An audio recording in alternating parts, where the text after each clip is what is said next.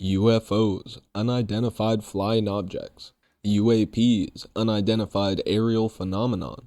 Drones, aliens, or biblical prophecies coming to fruition. Seemingly more and more evidence is surfacing daily to reinforce the idea that these crafts and entities are not from this planet. Between U.S. Congress hearings with whistleblowers to new photos and videos popping up constantly on social media, why now? Has it become too much to suppress, with too many leaks over the years? Or maybe this is all part of the plan. Deny until everything's ready and the time is right. In this video, we're going to be going further down the rabbit hole on aliens, the crafts we associate with them, trying to get some idea of what's going on. Taking a step back from the man-made side of things and focusing on what could be phenomena, if not human in origin. Is what we're seeing and experiencing more like ghosts, some sort of cosmic residual energy left on our planet, or is it truly a species from a distant galaxy? Before I keep going, hey, I'm Aqua or Aquarius of Fallen Snow if you don't know me. Welcome to the third part in my series talking about NASA, UFOs, UAPs, extraterrestrial dimensional beings, and much more. I just want to say if you like this video or find it interesting, consider subscribing. Not only does it help build the community, but then you'll never miss a new upload. It could be a video like this or other theory videos, podcast episodes, live rap show highlights, and much more. The possibilities are endless. I'm always working on something new, so don't miss out. Hit subscribe and join the family today. Now let's get back into it. So in the last two videos I did on this subject, I solely covered man-made crafts and the human side of things. I showed Stanley Kubrick, Wernher von Braun, and Neil Armstrong on the set of the moon landing, and went over the NASA footage and photos, talking about how I wasn't totally convinced they're all real, and how there aren't many, if any, that are completely undoctored photos of the Earth. We were looking at how footage of NASA spacewalks have discrepancies, and it kind of looks like they're floating in their training tank of water, and they blue screen the Earth in behind them. Which between that and faked Mars photos and videos with red filters over them that are just photos and videos of Earth, and everything else that comes out of the government, I believe they've been gaslighting the world, and that's what we know as the Mandela effect, especially in North America, to get us to believe that astronauts went to the moon, or vice versa, getting us to believe that they didn't go to the moon to hide what they found up there. I'm sure it was to assert dominance and prove they were the most advanced nation, etc., but I think most, if not all of it, is propaganda to win the space race and move on to space warfare. As we know from Operation Paperclip, the US got many Nazi scientists after World War II, which then led to them creating NASA, and then continued experiments from World War II and before. That, along with other declassified CIA documents like MKUltra, would lead me to believe that the experiments didn't stop but only got more advanced with time and the funding from the US military budget. Obviously, they have enough money to do whatever with, seeing as the Pentagon failed their 7th or 8th straight budget audit. And we've already seen lasers shoot from the sky and light up places like Hawaii and Chile, and I'm sure they were doing some testing in Alberta, Canada. Buildings with blue roofs, on the other hand, were totally fine somehow. In my recent video titled Just Connecting Some Dots, Nothing to See Here, which was re-uploaded from Instagram, is a video where I talk about the Second World War, Hitler and the Nazis, and how Germany seemed to have been, planned opposition and a false flag attack on the Jewish people to push them from Europe to their Holy Land. Because since the Napoleonic Wars, we know that families like the Rothschilds have been funding both sides of the war, then claiming power over the world's banks and governments through money lending and debt. Fast forward to the Second World War, it was the world banks and establishing Israel and the UN. And not to mention, if you look back at the history of the Nazis, they were into the occult, esoterics, and their symbolism was stolen from sacred geometry and civilizations before them, as well as some reminiscent of the Knights Templar and other secret groups. Would it be so far-fetched that these boys' clubs made of royalty, government power, celebrities, and philanthropists would want to get together to organize events on the world stage for their own benefit? We see it to this day with war as just a means of acquiring land and power and money. We're also seeing the start of them using weather to destroy whole swatches of land in a single event, like Hurricane Helene or the storms that hit Spain and Europe, and same thing with Mexico. using weather that's more easily manipulated with heavy metals in the sky using signals and waves from stuff like HAARP. But I'm getting a bit off topic. In this video, we're going to be continuing down the rabbit hole looking at the other end of things. If they're not human crafts and we truly can't understand or reverse engineer them, then what are they? Where did they come from, and who is flying and or crashing them? In this video, we're going to be covering the possibility that the ships are not from our time, let alone our galaxy. I'm first going to go over some content and theories surrounding the subject, as well as supporting evidence from my personal theories, which I'll go into more in-depthly later in the video. First, let's talk about where these crafts are sighted. Strange crafts have been spotted all over the world, with most sightings being from in and around the States. That alone makes me believe that the States has something to do with them or have been trying to reverse engineer them. But again, not what we're looking at in this video. Let's talk about some of the most notable sightings from outside of the United States. Like, what about the school landing in Zimbabwe in 1994, where all the students of a school claimed they saw the same craft and beings emerge from that craft, and they all drew similar, if not the same picture of it? Or what about the Virginia incident in Brazil in 1996, where people of a town saw this creature running around, and then the government had to step in and capture it, or, take it away and pull a whole Men in Black cleanup crew. It's also interesting to me how more and more have seemed to be happening since the World Wars. That could be because of nuclear bombs, but also because of our technology being better and more people are able to capture their sightings and show them to other people. If we look further back in time, there are also famous paintings depicting UFOs or aliens. Like, take the celestial phenomenon over Nuremberg in 1561, or the multiple Jesus of Nazareth paintings showing UFOs in the background. How could that be if not for some sort of time-traveling species, entities, or race, or just beings beyond our knowledge and understanding? And it's crazy to think that that does somewhat confirm either time travel or them being so advanced that they came to us when we were still in a time of our dark ages, and maybe now because we're more advanced, we're seeing them more often. I recently watched an Oompaville video talking about Antarctica, and he actually goes over a few things that I covered in my first two videos, like man-made greyworks crafts, and he even goes on to show some other crafts like the Nazi creations that were more bell-shaped. Definitely check out his video on it because it has a lot of great info in there as well. In this video though, I want to take it further because those greywork crafts with the engines and turbines are basically just glorified hovercrafts, right? Now with SpaceX, we have new supersonic planes with jet engines on them, but that's still not only visible, but a loud means of propulsion. Why is it that when Bob Lazar talks about the crafts that he saw them do test flights in, they made no noise or barely any? And then why would he have mentioned the element 115 that hadn't existed on the periodic table before he mentioned it? And what about space memory alloys, or SMAs? Metals that can return to their original shape after being bent, stretched, heated, or cooled. They're made by mixing two or more metals with other substances, which, if I'm not mistaken, Bob Lazar also talks about in his interviews.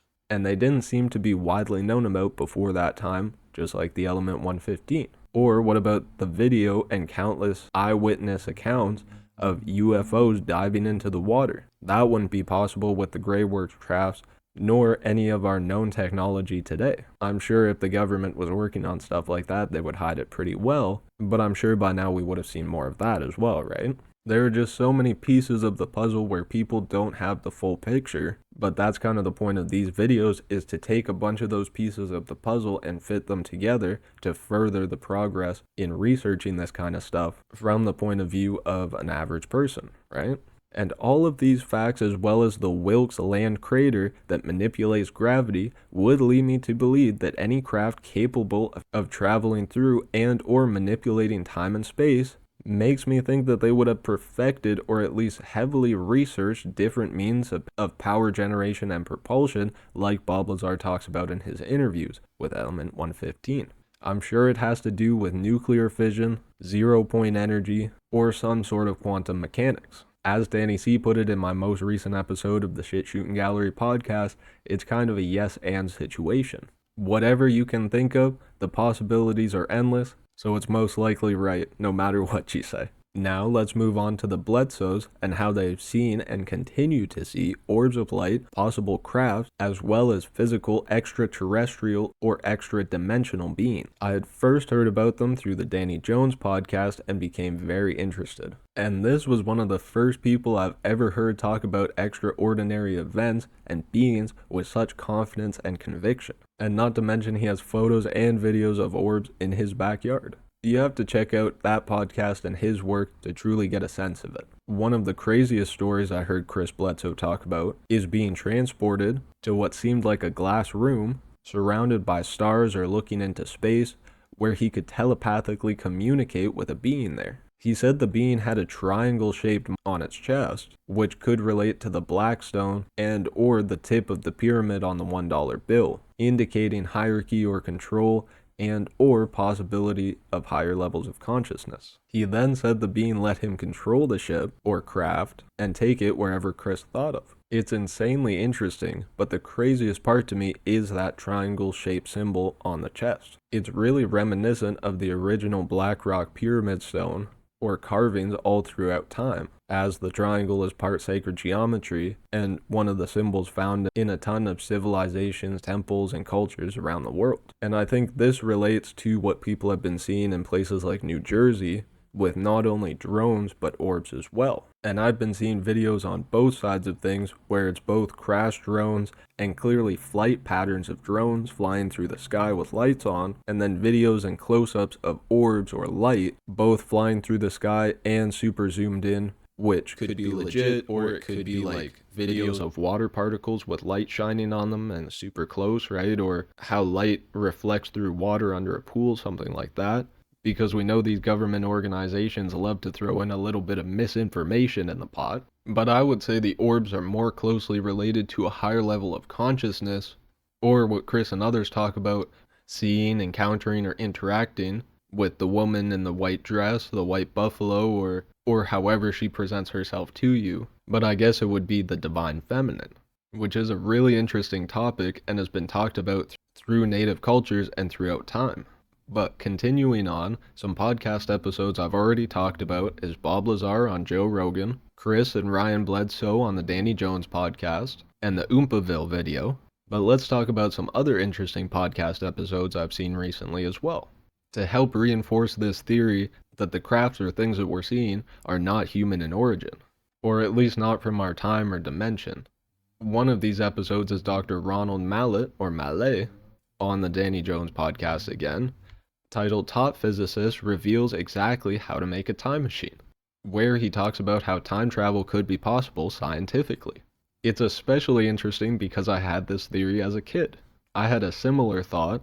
If time travel was possible, it makes sense that you could go forward in time, where they had developed the technology to a point where you could then go back in time, making time travel possible at all points in time, and then making our concept of time as we know it right now meaningless, or at least need to be heavily revised, because it would literally all be now, the present, like some great yogis and philosophers through the ages have theorized before. Maybe they had downloaded or had a connection with this higher level of consciousness or future beings, possibly in a higher dimension physically. Another one would be Mike Masters on the Danny Jones podcast, with the episode titled Evolution Expert, Aliens Are Future Humans and UFOs Are Time Machines, talking about the same topics, which further reinforces these theories of aliens and their crafts not being human, or at least not from right now.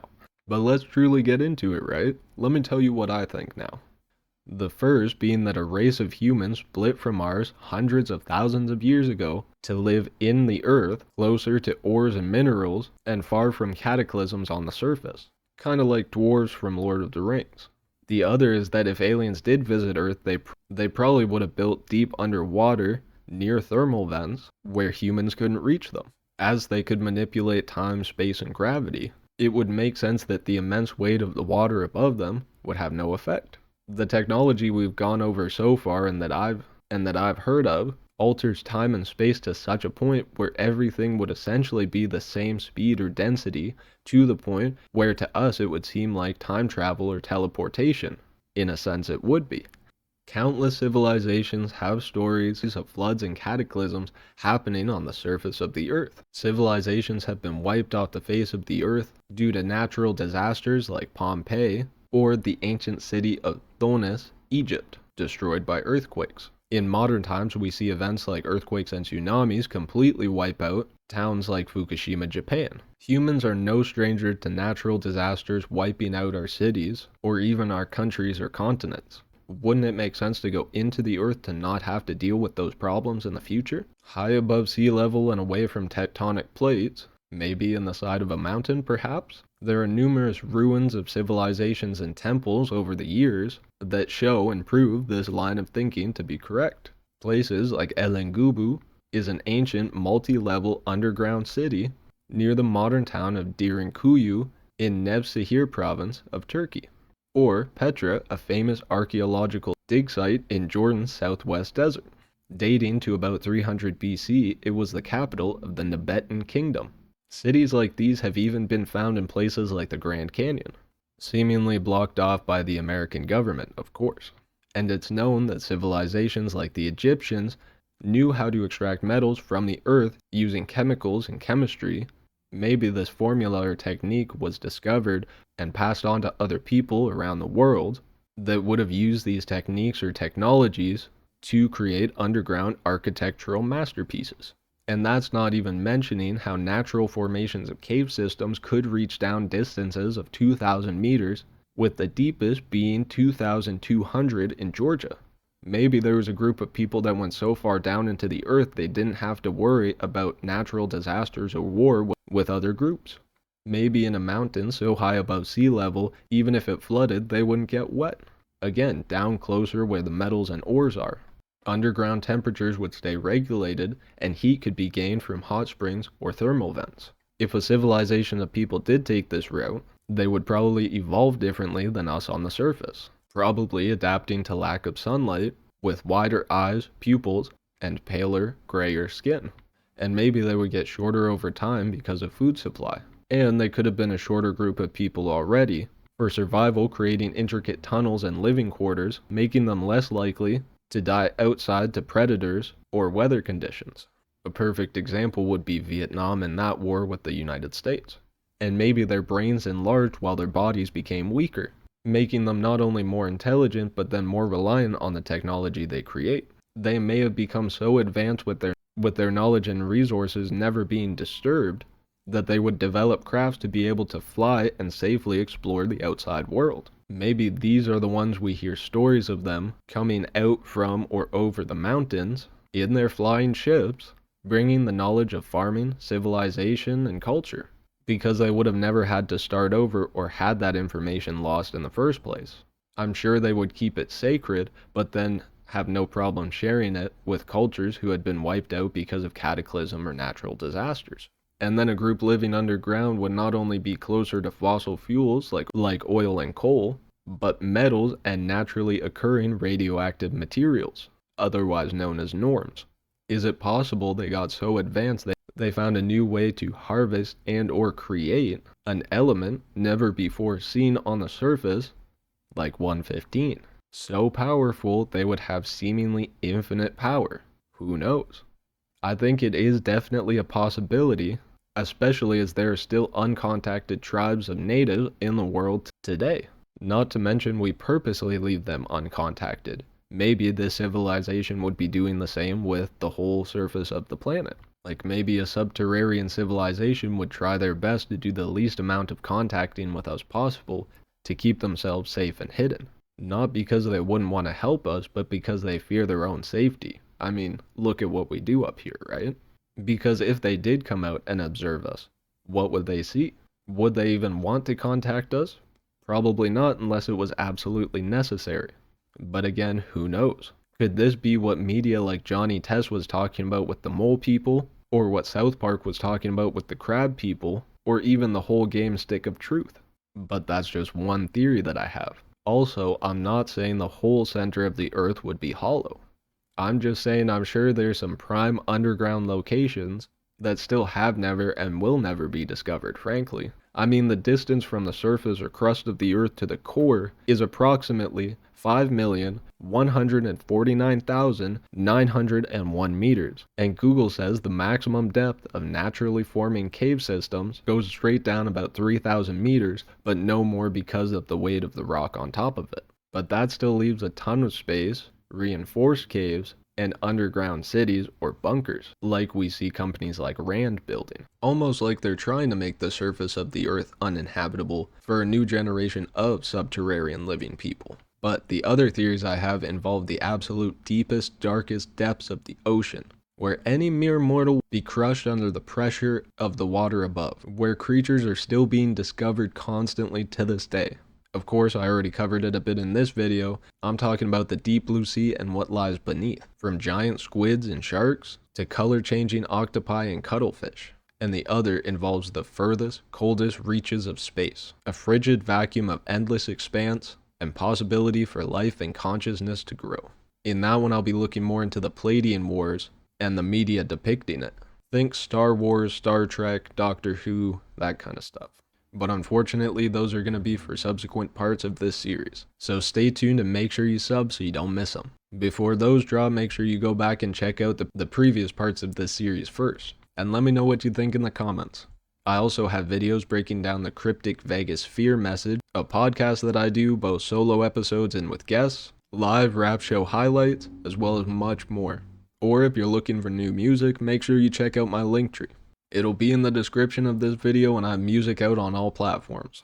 Definitely the majority of my catalog and exclusives on SoundCloud, so check that one out first. And like I said before, subscribing helps grow the community, so that's always appreciated. But yeah, I think this video has gone on long enough. I'll set it down here for now. Thank you for watching, I really appreciate it. I love you. Stay safe. Good luck. Easy.